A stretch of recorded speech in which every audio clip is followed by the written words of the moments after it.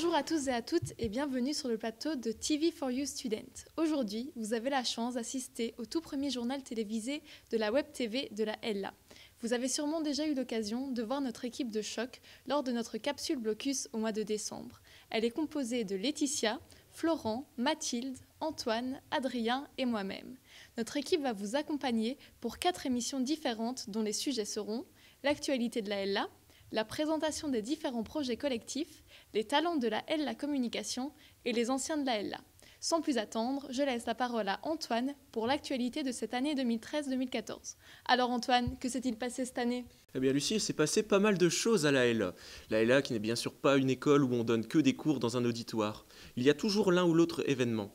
En troisième par exemple, des séminaires en journalisme étaient organisés par les élèves eux-mêmes qui invitaient des journalistes afin qu'ils puissent témoigner de leur expérience et donner des conseils à nous, futurs communicants.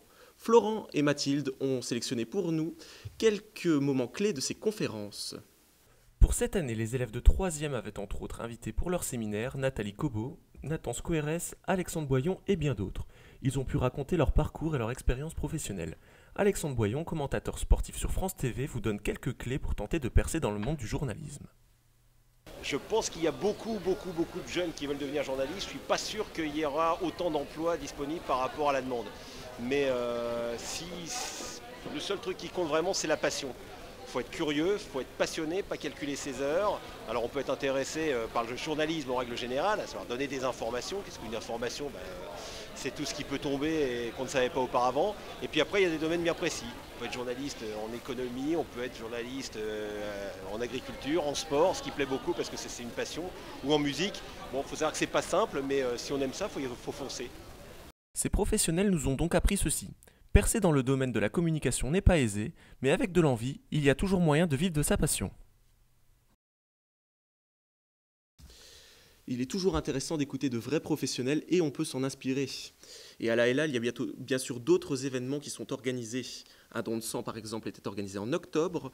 Certains étudiants organisent également des soirées le jeudi soir et des événements entrant dans le cadre de projets collectifs en bac 2. Mais ça, Laetitia et Florent en reparleront demain.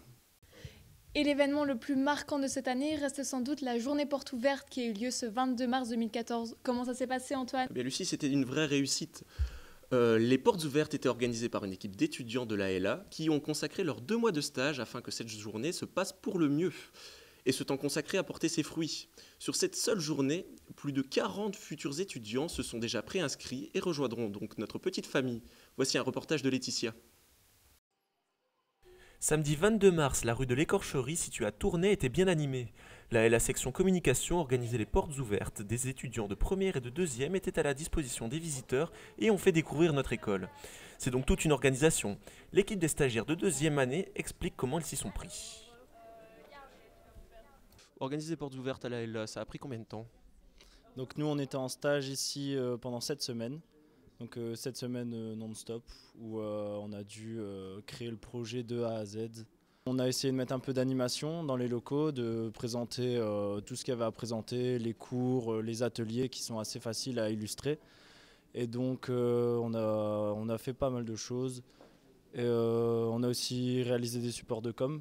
Donc par exemple cette farde qu'on donne aux étudiants quand ils arrivent avec quelques supports de com qu'on a réalisé aussi durant ce stage. Ce qui est difficile, c'est de ramener des gens surtout. C'est ça le problème, c'est que les premières ne sont pas toujours motivées pour venir donner un coup de main.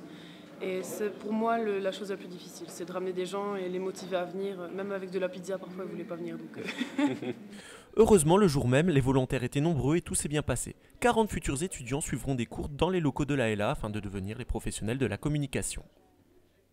Mais c'était une belle réussite donc. Oui, je vois ça. Un grand merci pour ces 2 reportages, Antoine. Quant à vous, merci de nous avoir suivis. On se retrouve demain pour une nouvelle émission. Je vous laisse avec la citation du jour. La chose la plus importante en communication, c'est d'entendre ce qui n'est pas dit. Bonne soirée. Bonne soirée, ciao ciao. I got a cavity for